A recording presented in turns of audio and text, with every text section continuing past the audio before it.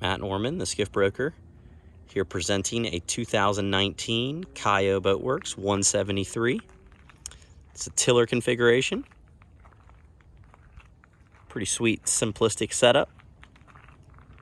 Powered with a Yamaha F25. Only 105 hours. We have the Yamaha printout on it. It's an ice blue hull. We're sitting on a Road King galvanized trailer. It's got a full top deck, sea deck package on the raised surfaces. Cool gray over storm gray. And yeah, I'm gonna give you a up close personal tour of this boat. Hitting the market here in August of 2025. Start back here in the transom. So simplistic design, no trim tabs, flat bottom in the back. PowerTech 3-blade stainless prop, whale tail stabilizer fin, CMC electric trim and tilt with a setback and a little bit of built-in rise. Bottom is pretty clean. I'll show some areas in the bow where there's a few wear marks, but got a nice anodized aluminum pulling platform with two vertical rod holders welded on, a clamp-on 2-bank cup holder, sea deck on top with a T-bore push-pull caddy, V-Marine push-pull holders, and there is a push-pull that conveys. I just don't have it on board right now.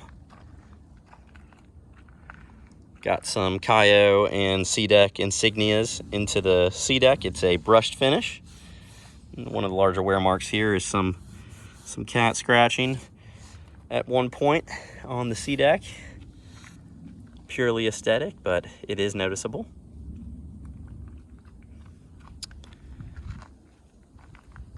And that grab handle mounted in the center makes for a nice spot to put a dedicated cooler with this little corral here. You could put on a cushioned backrest if you wanted to there with some upholstery or some sea deck.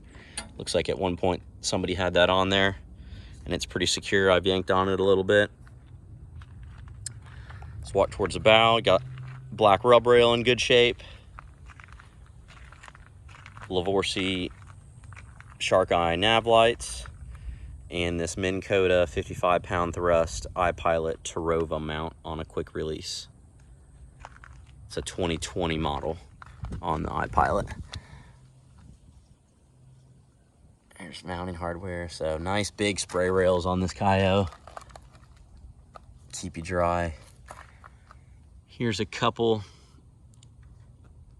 little punctures and a few deeper scratches. Little puncture there, a little chip, you know, and here's a little chip, gel coat chip on the spray rail. Again, to me, it looks all pretty cosmetic, just past the gel coat into the surface of the glass. Trolling motor power connection plug right here on the deck, pretty easy in and off. Fold out bow cleat, very functional. Sea deck's got a little section right here that could probably be stuck down pretty easily with some adhesive spray. I might attempt to do that just to keep it from getting any worse, but it is just a small little section right there. All right, let's climb up here, take a closer look. Keep up here in the bow. Forward mounted tank, nice step up to enjoy this sea deck. Very soft on the feet. Here's your bow storage, twist latch on a gas strut. It's got a tackle webs storage bag there and nice wide open storage. There is no liner up here. This is the inside wall of the hull.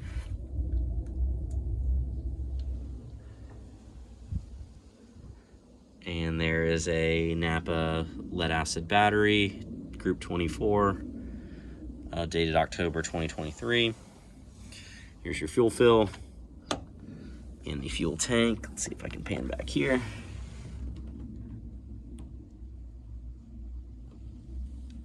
Good shape, tabs and everything look good. Gas strut folds it down. which collapses it. It is missing a little gasket to make this a little bit smoother of a process, but Gemlux can supply that. It's a hardware company. It's got a little bit of this is a what I would call a no floor boat, so there is a get you guys set up here. There is this is not a flat surface right here, so it does kind of dip down as it starts to V in and have the nice sharp entry right there, right? So but it makes it for a really nice deeper cockpit. We got 2 forward facing rod tubes per side. So for fly rods, you can do a total of, well, you could double up tips, but easily 4. There's a look facing aft at that cooler corral and this grab handle. Plenty of room to walk around here. Here's a shot of the aft deck. Here's the aft bulkhead with some water drainage and sea deck pads on the sides. So carbon marine tiller extension with a trim switch right at the end, which is pretty sweet. And this will stay up there. We just updated some wiring here, so that's ready to go. And here is your storage, your aft deck. Here's some more of that. Some cat scratching.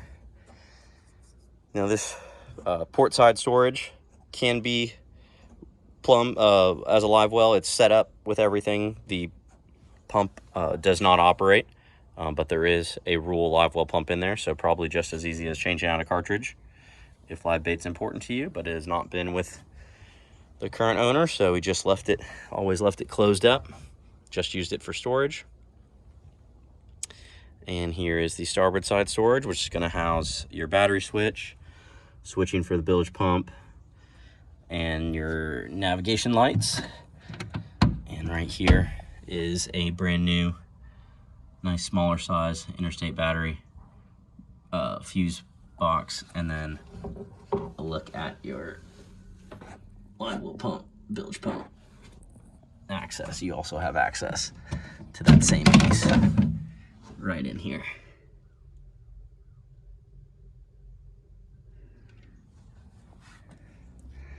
Good gas struts, close these off. Good hatch gaskets, keep all this dry, and they drain directly here to the back splash well. It's nice finished. Got your engine mounting hardware, got rigging going into here, your pulling platform feet, and there is wiring set up for a power pole micro. There is not a micro that conveys, but you got that bracket right there.